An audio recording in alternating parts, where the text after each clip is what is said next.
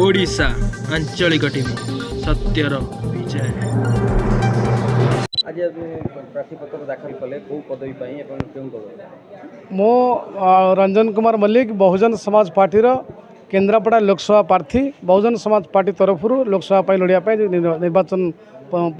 जो प्रार्थी दाखल कलेक्टर कले। आगामी कौन मुद्दा केन्द्रापड़ार मुख्य समस्या जहाँ को लेकिन आप लोक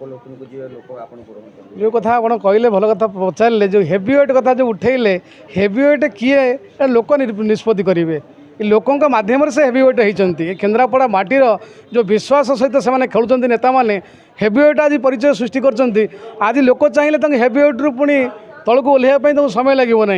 बहुजन समाज पार्टी जो सर्वजन हिताय सर्वजन सुखाय जो नीति भौणी मायावती जो दिशा निर्देश रही भारत वर्ष विशेषकर केन्द्रापड़ा माटी रे आगामी दिन में जो केन्द्रापड़ा माटी की जो चंचकता कर भोट समय गोटे कथा कहु भोट पर साधारण लोक न्याय न्याय देवाई कौन प्रसंग रोना तेणु मु आगामी दिन में भौणी मायावती नीति आदर्श सर्वजन हिताय सर्वजन सुखाय आधार में आम निर्वाचन लड़ुचु। आमर वरिष्ठ नेता से केशान अली अच्छा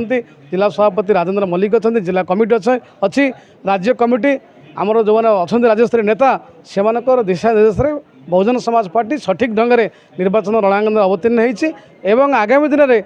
केन्द्रापड़ा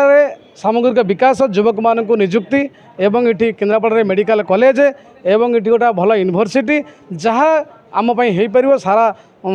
समाज सर्वजन समाज जहाँ भल हो पार से कथार मु निश्चय से कथा को ध्यान देवी।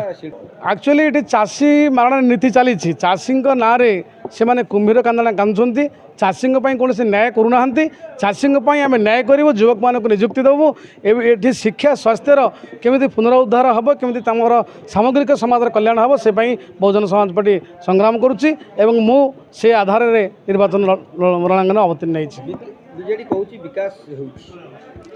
आपड़ कौन देखिपार मुझे निश्चय मो मुहर कहना चाहूँ शुणापी चाहूँ विकास कौन है आज साधारण लोक को न्याय मिलूँ आज देखो मेडिकल देखो आप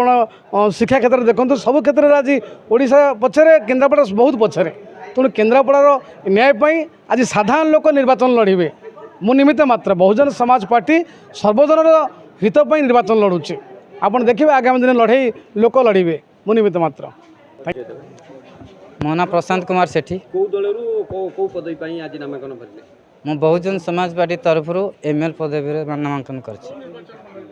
आली निर्वाचन मंडल कौन रही मुद्दा जहाँ को नहीं लोगों पाक जी आमर मुख्य मुद्दा रही भूमिहीन मानक जो आमर वसुंधरा योजना रे जो 4 डिसिमिल आमर प्रत्येक व्यक्ति जो दि जा दि जाऊ आउ रही आमर गरीब लोक मान जो बेरोजगारी सेटा भी पूरण करा जाऊ आम अंचल जो दादन खटिबा को जाउछन्ती विदेश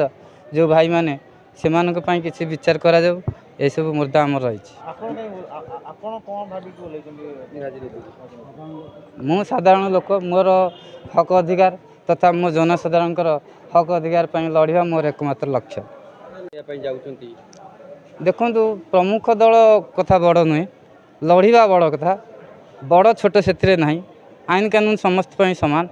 जो दिन आमर आसो शासन से आम से कार्य करूँ ठीक भाव में कहीं लोक आपको समर्थन करना सब क्षेत्र में देखा जाए देखो सार आम समाज लोक तो ये पचर अच्छा एवं भी अशिक्षित एवं भी बुझीपारूना तेणु आम पचर पड़ रही धीरे धीरे उठा आलीर कौटा जहाँ को लेकिन 25 वर्ष सरकार विकास आप से विषय कौन मुख्य समस्या आलीर युव समाज वर्तमान बेरोजगारी द्वितीय आमर जनसाधारण हक अधिकार ठीक भाव में पाईपारूना तृतीय आमर जो सरकार जो ये योजना मन से भी ठीक